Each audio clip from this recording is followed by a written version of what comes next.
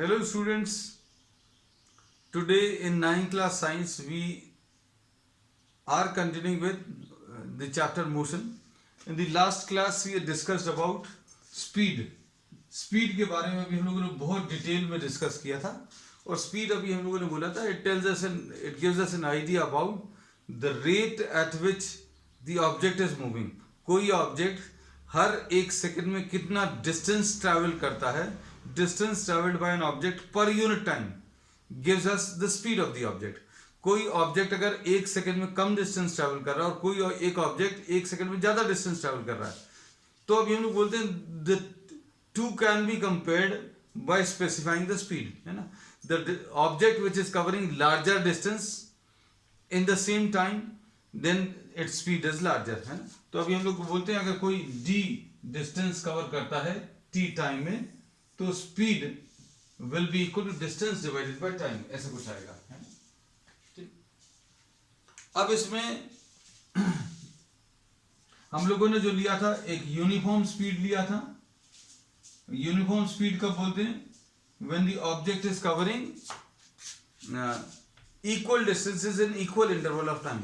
The object is said to be moving with a uniform speed when it is covering equal distances in equal interval of time, है ना. फिर non uniform भी discuss कर लिया था. ये सब चीजें बहुत डिटेल में डिस्कस किया था. आज अभी हम लोग शॉर्ट में रिवीजन भर लेते हैं. नॉन यूनिफॉर्म स्पीड हम लोग कहते हैं कोई ऑब्जेक्ट जो है नॉन यूनिफॉर्म स्पीड से ट्रैवल कर रहा है, ये तब बोलते हैं when it is covering unequal distances in equal interval of time. अब इससे रिलेटेड अभी हम लोग कुछ प्रॉब्लम्स या कुछ कॉन्सेप्ट्स डिस्कस करेंगे. पहला कॉन्सेप्ट इसमें, suppose a journey is covered in two parts. दो पार्ट्स में जर्नी कवर कर रहे हैं. The first half is covered with a speed v1.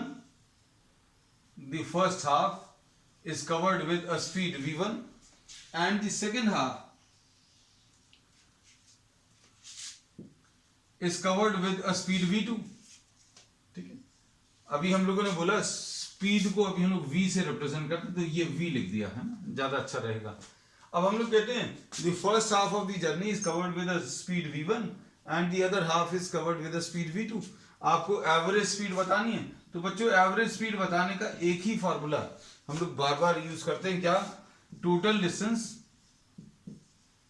Upon total time upon total time. अब ध्यान से सुनना है इसको. हम लोग ये बोलते हैं कि first half of the distance with speed v1 अगर ले रहा है, second half with speed v2, तो कुछ किताबों में इसको ऐसा दिया कि टोटल डिस्टेंस आप d ले लो, फिर इसको d/2 ले लो, फिर इसको d/2 ले लो, या डिस्टेंस को s ले लो, तो ये वाला s/2 आ जाएगा, ये वाला भी s/2 आ जाएगा. तो अभी हम लोग ये कहते हैं जब किसी चीज को अज्यूम ही करना है, तो भाई अभी हम लोग ज्यादा आसान चीज अज्यूम करेंगे. ये d ले लिया, पहला हाफ, पहले हाफ को d बोल दिया, अगले हाफ को फिर d बोल दिया. क्यों? क्योंकि दोनों हाफ इक्वल रहेंगे. ये d ले लिया तो ये भी d ले लेंगे. अब हम लोग इसमें ये बोलते हैं टाइम कैसे निकालते हैं. टाइम अभी हम लोग बोलते हैं time is equal to what? Distance divided by speed, ऐसा कुछ आएगा. Time is equal to distance divided by speed. तो इतने के लिए टाइम कैसे मिलेगा? इतने का डिस्टेंस d है बच्चों, देखो डिस्टेंस d है, स्पीड v1 है. इस वाले के लिए टाइम कैसे मिलेगा बेटा? टाइम मिलेगा इतने का डिस्टेंस d है डिवाइडेड बाय स्पीड कितना? इसका v2 है. तो स्पीड अभी हम लोगों ने बोला है v1 और इधर की स्पीड v2, है ना. अब हम लोग क्या बोलेंगे? Total distance d plus D upon total time. Total time will B d upon v1 plus d upon v2, ऐसा कुछ आ जाएगा. और इसको सिंप्लीफाई करने पर 2d upon d upon v1 plus d upon v2, इसमें से d कॉमन ले लो, तो ये 1 upon v1 plus 1 upon v2, ऐसा कुछ आ जाएगा. तो अब हम लोग इसको कैसा कह सकते हैं बेटा? d और d कैंसिल होगा. Average speed will be equal to 2 upon 1 by v1 plus 1 by v2, ऐसा कुछ आएगा. इसको अगर आप और सिंप्लीफाई करोगे, तो ये 2v1 v2 upon v1 plus v2. लेकिन हमें इसका ये वाला फॉर्म पसंद है ये क्यों पसंद है अभी आप आगे देखना, इसका कितना अच्छा यूज करने वाले हैं अभी हम लोग, है ना। अब देखना नेक्स्ट, तो ये कॉन्सेप्ट कह लो, एक प्रॉब्लम कह लो, या एक फॉर्मूला कह लो, कि अगर किसी जर्नी के दो पार्ट्स हैं, if a journey is covered in two equal parts with equal distances, first half of the distance with some velocity and the second half with some other speed, first half with some speed and the other half with another speed, then the average speed will be equal to 2 upon 1 upon v1 plus 1 upon v2, है ना। अब इसके बाद, अब इसमें next अगर अभी हम लोग बोलें, ध्यान से सुनना,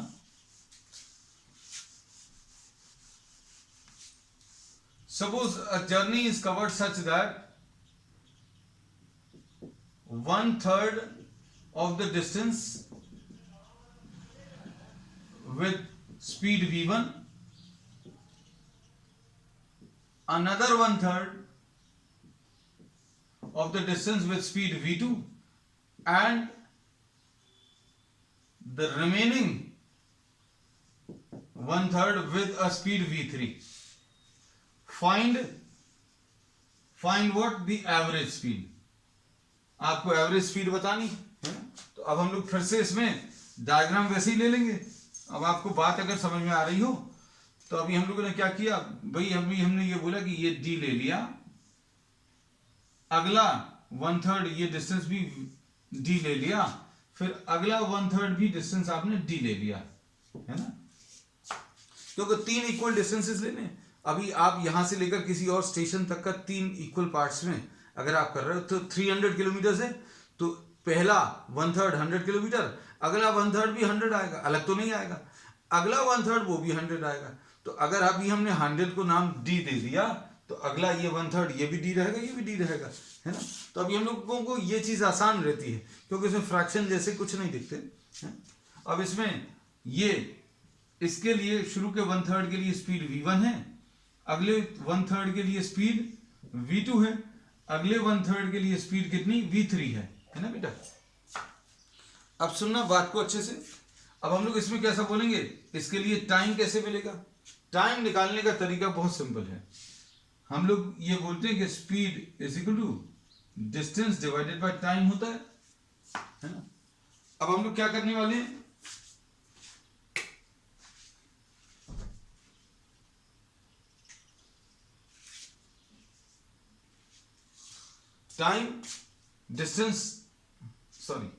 time will be equal to distance divided by speed, ऐसा कुछ लिख लिया। अब distance divided bye v1 t2, इसका टाइम अगर निकालना है तो डिस्टेंस डिवाइडेड बाय v2, और इसका टाइम कैसे मिलेगा बेटा, इसका डिस्टेंस डिवाइडेड बाय इसकी स्पीड। तो टाइम कोई भी निकालना है तो कैसे निकालोगे, टाइम निकालने का तरीका क्या है, डिस्टेंस को आप स्पीड से डिवाइड कर दो, डिस्टेंस डिवाइडेड बाय स्पीड, ये आपको क्या दे देगा, टाइम दे देगा। तो आपको इसका डिस्टेंस d मालूम था, स्पीड v1, तो d अपॉन v1, इसका डिस्टेंस d मालूम था, स्पीड v2 मालूम था, तो डिस्टेंस डिवाइडेड बाय स्पीड, ये टाइम आ गया। इसका टाइम, तो तीनों पार्ट्स में आपको क्या मिल जाएगा, तीनों पार्ट्स का टाइम मिल गया। अब एवरेज स्पीड कैसे मिलेगी बेटा, एवरेज स्पीड निकालना बहुत आसान है, कैसे, total distance d plus D plus D, total distance upon total time, total time क्या है बेटा, d upon v1 plus d upon v2 plus d upon v3, ऐसा कुछ आएगा। अब इसमें देखो बेटा, ये कितना आ जाएगा, 3d अपॉन d, नीचे से कॉमन आएगा, d नीचे से कॉमन आया तो 1 upon v1 plus 1 upon v2 plus 1 upon v3। देखो बेटा, अब हम लोग ऐसी पोजीशन में आ गए हैं कि अब हम लोग जनरलाइज कर सकते हैं। हमें ये वाला फॉर्म क्यों पसंद आता है, इसका रीजन अब शायद आपको क्लियर होगा।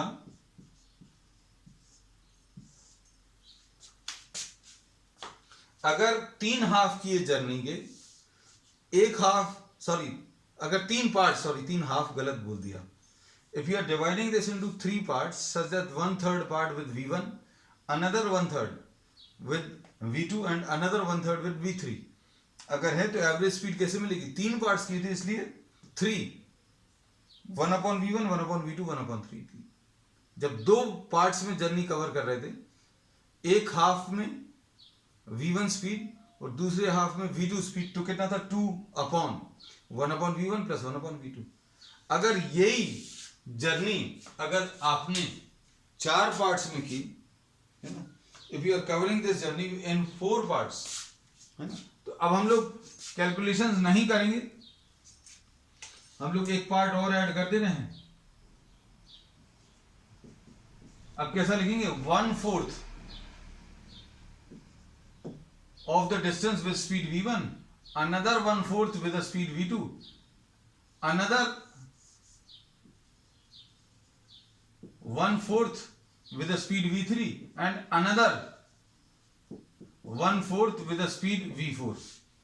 तो क्या आ जाएगा? ऐसा कुछ डायग्राम आ जाएगा, है ना। और हमें इस सब की जरूरत नहीं है, इस सब की जरूरत नहीं है, हम डायरेक्टली आपका रिजल्ट लिख सकते हैं। रिजल्ट क्या आ जाएगा? v average will be equal to 4/1/v1 plus 1/v2 plus 1/v3 plus 1/v4। This is how will be writing. ठीक है, इतना नोट कर लो बेटा। ठीक, अब इसके बाद ये स्पीड्स अभी हम लोगों ने बता दी, एवरेज स्पीड बता दी, यूनिफॉर्म स्पीड बता दी, नॉन यूनिफॉर्म स्पीड बता दी। अब एक स्पीड और बता दे रहे हैं, है ना, वो क्या है? Instantaneous speed. इंस्टेंटेनियस शब्द जो है फिजिक्स में कई जगह आता है, मतलब अभी हम लोग कहते हैं इंस्टेंटेनियस, इंस्टेंटेनियस स्पीड। तो इंस्टेंटेनियस स्पीड अभी हम लोग क्या बोलते हैं? ये किसी भी गाड़ी को चलाते समय जब आप स्पीड देखते हो 30 किलोमीटर पर आवर अगर वो बता रहा है, तो मतलब जिस समय पर आपने स्पीड देखी उस समय की स्पीड, है ना। और उसमें अभी हम लोग ये कहते हैं कि स्पीड जो है डिस्टेंस अपॉन टाइम, डिस्टेंस को अभी हम लोग ऐसा भी लिखते हैं डेल्टा एस, या तो एस बोलते हैं या टी बोलते हैं, लेकिन डेल्टा एस मतलब change in position, change in position. ये चेंज को अभी हम लोग इससे रिप्रेजेंट करते हैं, ट्राइंगल जैसा डेल्टा पढ़ते हैं। और अगर स्टेटमेंट में पढ़ना है कैसा पढ़ते हैं? Change in position upon change in time, है ना। और इसमें अगर ये टाइम आप बहुत कम कर दो, जैसे मान लीजिए आपने 100 मीटर ट्रैवल किया और उसको ट्रैवल करने में 10 सेकेंड्स लगे, है ना, तो आप 10 सेकेंड्स में डिस्टेंस मालूम है, 9 सेकेंड में डिस्टेंस निकाल लो, या फिर 3 सेकेंड का डिस्टेंस नोट करो, या फिर 2 सेकेंड का, या 0.1 सेकेंड का, या 0.01 सेकेंड का। तो आप जैसे जैसे डिस्टेंस को कम करते, जैसे जैसे टाइम को कम करते जाओगे वैसे वैसे डिस्टेंस भी कम होता जाएगा, है ना। लेकिन डिस्टेंस और टाइम का जो रेशियो है वो क्या कहलाएगा? This will be called instantaneous. Instantaneous. तो अभी हम लोग क्या बोलेंगे? इंस्टेंटेनियस की डेफिनेशन क्या रहेगी? It will be what? The speed of the object at any particular instant, the speed of an object at any particular instant is termed as instantaneous speed. इसका हम एग्जांपल आपको वही देते हैं कि गाड़ी चलाते समय जब भी आप स्पीड देखते हो तो जिस समय पर आपने नोट की उस समय की स्पीड को इंस्टेंटेनियस स्पीड बोलते हैं। ठीक है, चलिए नेक्स्ट हम लोग इसमें जब थोड़े से तुम लोग बड़े हो जाओगे तो इंस्टेंटेनियस स्पीड का ऐसा कुछ सिंबल अभी हम लोग यूज करते हैं, क्या कि भाई delta T is very small, delta T is very small. Very small को मैथमेटिकली क्या बोलते हैं कि जीरो के नजदीक है। Delta T is very small means it is very close to zero, और वेरी क्लोज टू जीरो को हम लोग मैथमेटिकल भाषा में ऐसा लिखते हैं, डेल्टा टी वेरी स्मॉल।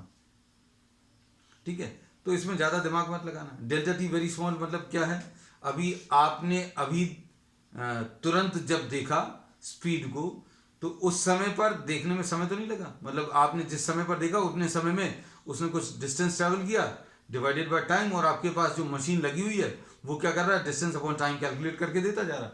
तो उस समय पर स्पीड, इसको अभी हम लोग इंस्टेंटेनियस स्पीड बोलते हैं। और इसमें इसको अभी हम लोग ऐसा बोलते हैं, we are applying a limit apply कर रहे हैं या कंडीशन अप्लाई कर रहे हैं कि टाइम जो है बहुत छोटा है ना। अभी इसको बिल्कुल नोट नहीं करना, ना दिमाग लगाना, लेकिन इंस्टेंटेनियस स्पीड तो सुनना है ना, या नोट करना है। तो इंस्टेंटेनियस स्पीड क्या है? It is the speed of an object at any particular instant. ठीक है, चलिए नेक्स्ट। इसके बाद नेक्स्ट टॉपिक अभी हम लोग ले रहे हैं वेलोसिटी। वेलोसिटी नेक्स्ट अभी हम लोग ले रहे हैं। अब हम लोगों ने ये बोला कि स्पीड के साथ साथ अगर अभी हम लोग डायरेक्शन भी बता पाए, मतलब if we know what the rate at which the distance is being covered, if you know what the rate at which distance is covered, मतलब कोई एक ऑब्जेक्ट 10 मीटर्स हर एक सेकंड में कवर कर रहा है, तो मतलब उसकी स्पीड कितनी होगी? 10 मीटर्स पर सेकंड। लेकिन उसके साथ आपने डायरेक्शन भी बता दिया, स्पीड के साथ साथ आपने डायरेक्शन भी बता दिया, तो वो क्या कहलाएगा? वेलोसिटी कहलाएगा। बहुत सिंपल भाषा में बोल रहे हैं, लेकिन इसको अगर अभी हम लोग फिजिक्स के टर्म्स में डिफाइन करें, it is displacement per unit time. It is defined as what? The displacement per unit time. अगर टी समय में डिस्प्लेसमेंट मालूम है, तो अब हम लोग क्या बोलेंगे? Velocity will be displacement upon time. अब चूंकि डिस्प्लेसमेंट डायरेक्शन के साथ आता है, डिस्प्लेसमेंट किसके साथ आता है? डायरेक्शन के साथ, तो वेलोसिटी भी डायरेक्शन के साथ आएगी। इसको अभी हम लोग आपको सिंपल लैंग्वेज में समझाने के लिए, एनसीईआरटी में भी ऐसा ही बोला हुआ है कि आप स्पीड के साथ साथ अगर डायरेक्शन स्पेसिफाई कर दोगे तो वो वेलोसिटी रहेगी, है ना। तो मतलब वेलोसिटी में दो चीजें रहेंगी। Velocity will be having two aspects. What is it? It will be having a magnitude and it will be having what? A direction. इसमें एक मैग्नीट्यूड भी रहेगा और एक डायरेक्शन भी रहेगा। ठीक, तो अब हम लोग ये कहते हैं कि अगर वेलोसिटी चेंज करनी है, तो वेलोसिटी को चेंज करने के लिए, if the velocity is to be changed, अगर वेलोसिटी को चेंज करना है तो आप दो तरीके से चेंज कर सकते हो। क्या? या तो उसका मैग्नीट्यूड चेंज कर दो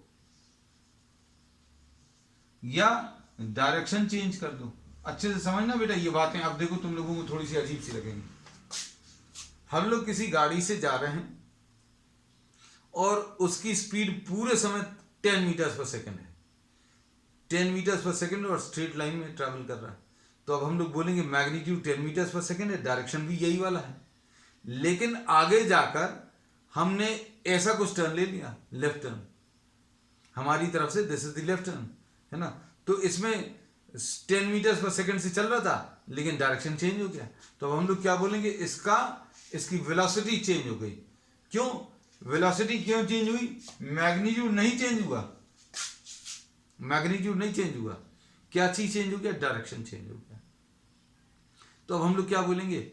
अगर कोई ऑब्जेक्ट अगर ऐसा सीधा जा रहा है, मैग्नीट्यूड भी 10 मीटर्स पर सेकंड है, डायरेक्शन भी सेम है, तो अब हम लोग बोलेंगे उसका वेलोसिटी कांस्टेंट है। लेकिन आगे जाकर टर्न ले लिया तो हम लोग बोलेंगे इसका मैग्नीट्यूड और वेलोसिटी चेंज नहीं हुआ, डायरेक्शन चेंज हो गया। तो क्या बोलेंगे? वेलोसिटी चेंज हो गई। वेलोसिटी चेंज होने का मतलब या तो मैग्नीट्यूड चेंज हो जाए या डायरेक्शन चेंज हो जाए या दोनों चेंज हो जाए। तो अगर आप किसी गाड़ी से जा रहे हैं और 10 मीटर्स पर सेकंड से जा रहे हैं, और हम बोले आपकी 10 मीटर्स पर सेकंड से चलते चलते, if you are travelling with 10 metres per second and I say that you have to change your velocity, लेकिन 10 मीटर्स पर सेकंड पर चलते चलते ही आप वेलोसिटी चेंज कर लो, तो आप लोग बोलोगे कि नहीं ये कैसे पॉसिबल है। तो अब हम लोग बोलते हैं कि if velocity is to be change then this is not to be change. आप सिर्फ डायरेक्शन चेंज कर लो। आप ऐसे जा रहे थे 10 मीटर्स पर सेकंड से, ऐसे चले जाओ, what will happen? Direction change, therefore we say that the velocity changes. अब जरूरी नहीं है सिर्फ डायरेक्शन, मैग्नीट्यूड भी चेंज हो सकता है। भाई अगर आप सीधे जा रहे हो तो सीधे जाने में आप 10 की जगह 15 से चलने लगो, 10 meters per second की जगह if you are traveling with 10 meters per second and it increases to 11 meters per second or 12 meters per second, then also velocity changes. तो वेलोसिटी चेंज का तरीका क्या है? या तो मैग्नीट्यूड चेंज हो जाए, या डायरेक्शन चेंज हो जाए, या बोथ चेंज. ठीक है, अब इसको अच्छे से समझना. वेलोसिटी जो है वो कैसे बताते हैं आप? एक मैग्नीट्यूड से बताते हैं और डायरेक्शन से बताते हैं. ठीक है, अब चलो नेक्स्ट. इसमें अब हम लोग कुछ डेफिनेशंस लेंगे. क्या? सबसे पहली डेफिनेशन यूनिफॉर्म वेलोसिटी. मतलब क्या है? It is travelling with a constant speed and same direction. ये कब पॉसिबल है? मतलब ये तभी पॉसिबल है if the object is travelling with a constant speed in a straight line. ये कब पॉसिबल है? जब ऑब्जेक्ट कांस्टेंट स्पीड से ट्रैवल कर रहा है with what? In a straight line. तो हम क्या बोल रहे हैं? Uniform velocity. तो यूनिफॉर्म वेलोसिटी क्या है बेटा? Uniform velocity is what? If the object covers equal distances in equal interval of time in the same direction, then we say that the object is traveling with a uniform velocity. ठीक है, तो definition आपको 9th के हिसाब से बता दी, ये 11th के हिसाब से कुछ और हो जाएगी. अब हम लोग बोलेंगे if it covers equal displacement in equal interval of time. ये 11th के हिसाब से, लेकिन आपकी भाषा में आपके तरीके से हमने क्या बोला? एनसीईआरटी की लैंग्वेज यूज करते हुए, if an object covers what? equal distances in equal intervals of time in the same direction or in a given direction, then we say that the object is traveling with what? A uniform velocity. ठीक है, अब इसका next अभी हम लोग topic ले रहे हैं non uniform velocity. Non uniform velocity से, नॉन यूनिफॉर्म वेलोसिटी कब बोलेंगे बेटा? नॉन यूनिफॉर्म वेलोसिटी अभी हम लोग तब बोलेंगे when the object is covering what? Unequal distances in equal intervals of time. Non uniform अभी हम लोग कई तरीके से बता सकते हैं. Non uniform velocity,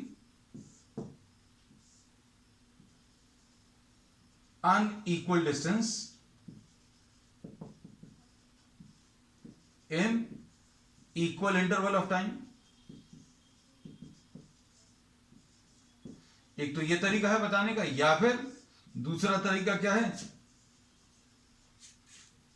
in same direction. इधर डायरेक्शन सेम है, ये याद रखना, इधर पर डायरेक्शन सेम है लेकिन डिस्टेंस चेंज हो रहा है. यहां पर क्या कर रहे हैं? Equal distance in equal interval of time, but with what? Changing direction.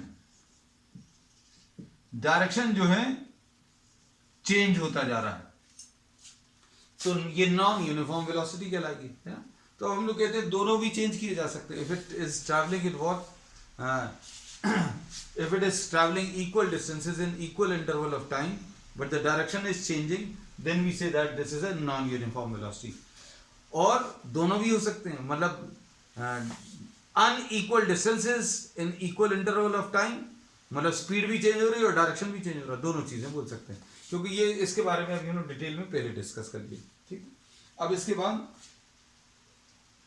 इसको अभी हम लोग ऐसा भी बोल सकते हैं, if it covers unequal displacement. ये ज्यादा अच्छा है तुम लोगों के लिए. Unequal displacement in equal interval of time. Equal interval of time, इसमें बहुत सारी चीजें नहीं बोलनी पड़ेंगी, है ना, तो ये ज्यादा आसान है. Unequal displacement in equal interval of time. तो अभी हम लोग इसको नॉन यूनिफॉर्म वेलोसिटी बोलते हैं. ठीक है, अब इसके बाद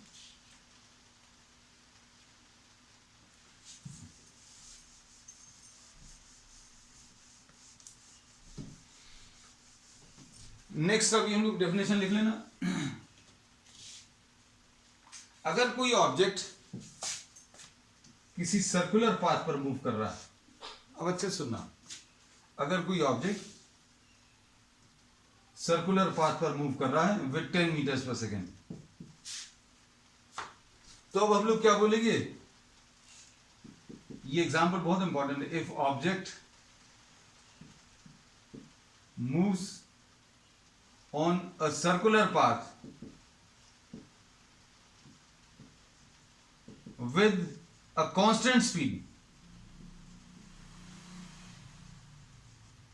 अगर कोई ऑब्जेक्ट सर्कुलर पाथ पर कांस्टेंट स्पीड से चल रहा है तो क्या होगा, इसकी स्पीड तो कांस्टेंट है लेकिन वेलोसिटी चेंज होगी, वेलोसिटी इसकी चेंज होगी क्योंकि हर जगह पर डायरेक्शन इसका चेंज हो रहा है। क्योंकि अभी ये ऐसा चलता हुआ दिख रहा है और यहां पर ये ऐसा जाता हुआ दिखेगा, मतलब हर जगह पर देखो आप, ऐसा लग रहा है ये अपना डायरेक्शन चेंज कर रहा है। समझ आ रहा है, ये ऐसा कुछ जा रहा है, ये देखो हर जगह पर at every point it appears as if the direction is changing. यहां पर देखो, यहां पर डायरेक्शन ऐसा लग रहा है राइट की तरफ, यहां पर देखो ऐसा लग रहा है नीचे की तरफ, यहां पर देखो लेफ्ट की तरफ, यहां पर देखो ऊपर की तरफ, ऐसा लग रहा है। So at every point the direction is changing. Even if the object is traveling with a constant speed, then also we can say that the object is traveling with what? Non-uniform velocity. ये uniform velocity नहीं है। Uniform velocity क्यों नहीं है? क्योंकि speed तो constant है लेकिन direction change हो रहा है। तो अब concluding remark हमारा क्या है? Uniform velocity सिर्फ straight line पर possible है। Uniform velocity is only possible on a straight line. ठीक है? और non uniform velocity constant speed के साथ भी पॉसिबल है, और कांस्टेंट स्पीड के साथ हमने इसका एग्जांपल दे दिया, motion of an object on a circular path. चलिए अब आज के लिए बेटा इतना ही ले रहे हैं, ठीक है। We will be starting with what, acceleration and equations of motion on the next term, ठीक है। That's all for today.